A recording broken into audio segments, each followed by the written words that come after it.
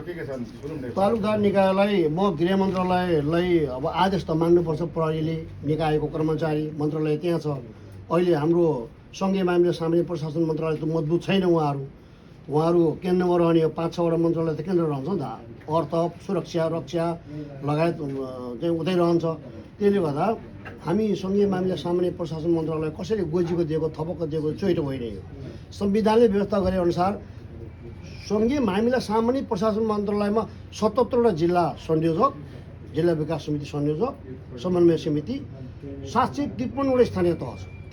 त्यसको नेतृत्व सङ्घीय मामिला सामान्य प्रशासन मन्त्रालयले गर्छ र त्यो सङ्घीय मामिला सामान्य प्रशासन मन्त्रालय अन्तर्गत जनप्रतिनिधि चलाएको वडा, गाउँपालिका, नगरपालिकाभित्र सुकुम्बासी, गैर सुकुम्बासी जो हुकुमबासी होस् न, त्यसको जिम्मा कसको? त स्थानीय सरकार सञ्चालन ऐन अनुसार स्थानीय तह प्रमुख हो। सरकार चाहिँ संविधान त चलेन भन्नु सरकार संविधान त सरकारले अहिले ट्याग चेन्ज गर्यो। कस्तो भने यो भूमि यहाँ तपाईँलाई मैले त्यत्रो आक्षेप पनि लाउँदिनँ म।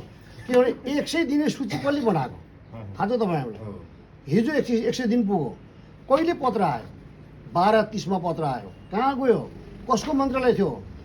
भूमि तथा यहाँ मन्त्रालयको नामै हजुरले भने अघि लामो छ कि यो चाहिँ लामो छ। अब 2 गाँसेको भूमि व्यवस्था सहकारी तथा गरिबी निवारण मन्त्रालयको बैठक, क्याबिनेटको बैठक 82/12-13 गतेको बैठकबाट स्वीकृति भनेको छ। अनि मन्त्रालयको बैठकमा त प्रधानमन्त्रीज्यू हुनुहुने थियो होला, भ्याउनु भएन होला। तत्त मन्त्रालय त थियो होला नि त।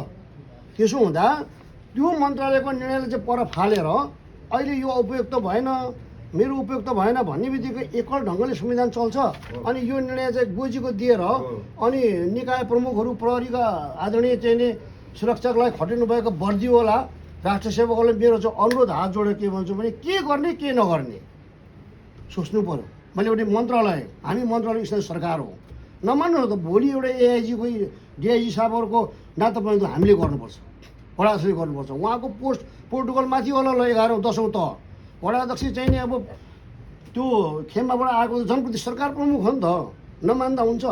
त्यसले गर्दा यो अलिकति के भने लिकको बाङ्गियो कि रेल जाँदा जाँदै लिक छोड्नु खोजेको कि त्यो सचेत गर्नलाई। र हामी यस्तो अलिक छिपेको जनप्रति कुरा सुन्नु पनि पर्छ।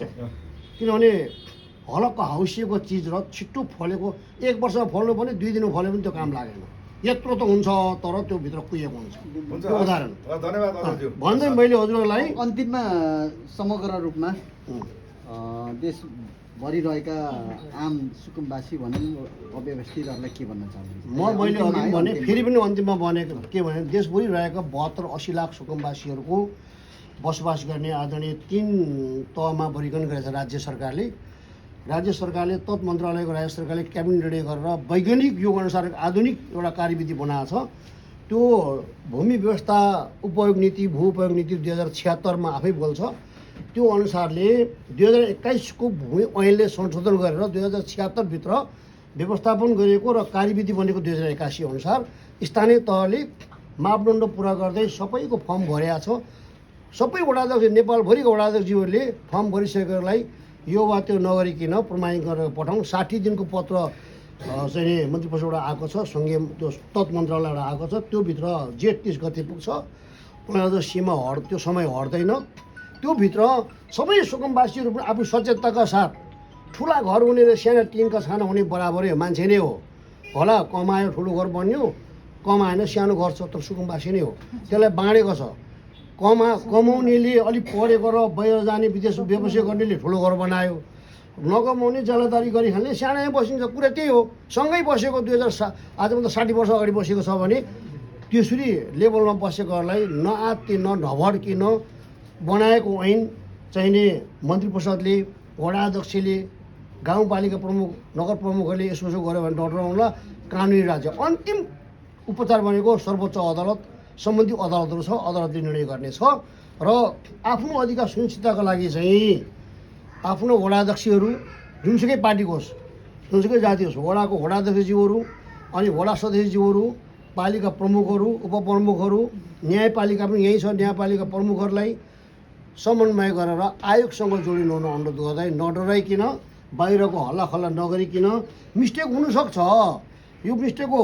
सामान्य प्रधानमन्त्रीज्यूले अलिक पढ्न बिर्सिनु भयो कि त्यो हुन्छ यो ऐनहरू छ मैले सबै राखेको छु संविधान 2072 को अनुसूची 5 सम्मान्य प्रधानमन्त्रीज्यूको अनुसूची 6 हाम्रो कोशी प्रदेश सरकारको मुख्यमन्त्री हिक्मत कार्कीज्यूको र अनुसूची 8 चाहिँ हाम्रो सरकार प्रमुख महेन्द्र विक्रम बेगा कार्यवाहक र हामी वडा अध्यक्ष यो आफ्नो आफ्नो जिम्मा छ कसैले अधिकार खोज्नु हुँदैन खोज्नु पाए खोसियो भने अनुसूची 9 अनुसारको कारबाही त्यहाँ अदालत गएको मुद्दा लाग्छ त्यस कारण यो पनि हेरेर बुझेर सेवा प्रवाह गर्नको निमित्त मान्य मन्त्रीज्यूहरू मान्य सदस्यज्यूहरू जस्तै हामीले अहिले यो सुनसरीको क्षेत्र नम्बर 1 वडा प्रतिनिधि सभा सदस्य पाएको छौँ नि मान्य हर्कराज राई हो माननीय हर्कराज राईज्यूले सम्बोधन गरे जस्तो सबै मान्यले भन्नु पर्यो जहाँ डोजर लगाइन्छ त्यहाँको माननीयजी जो भोट माग्नेले मलाई भोट दिनु पर्यो सुकुम्बासीलाई क्षेत्रमा गएर भोट ब्याङ्कको रूपमा अखण्ड गर्ने र जब अनि यो भएन हुकुमवासी यो ढुकुमवासी भन्नु पाइन्छ राज्यले बनाएको 3 खेमामा बनाएको 3 र परिकारमा बनाएको त्यो खाकाभित्र रहेको सुकुम्बासीहरूलाई राज्यले सम्बोधन गर्नुपर्छ अनि हामी पनि सम्बोधन गर्ने स्थिति उन्मुख छौँ र सुकुम्बासी बस्तीकाहरू बसोबासीहरू नडराइकन हिम्मत दोहोरो गरेर वडा अध्यक्षज्यूहरूसँग समन्वय गरेर गर्नु होला र अर्को समाचार चाहिँ कसैले परिपत्र दिएर सङ्घीय मामिला सामान्य प्रशासन मन्त्रालय अन्तर्गतको सम्बन्धित वडा अध्यक्षज्यूहरू र अनि भूमि आयोगबाट आएको पत्र बाहेक कसैले डेटा माग्दा नदिनु होला भन्ने मैले अनुरोध पनि गरेँ संसार नेपालभरिको सुकुम्बासी बसोबासी दाजुभाइ दिदीबहिनीहरूलाई ल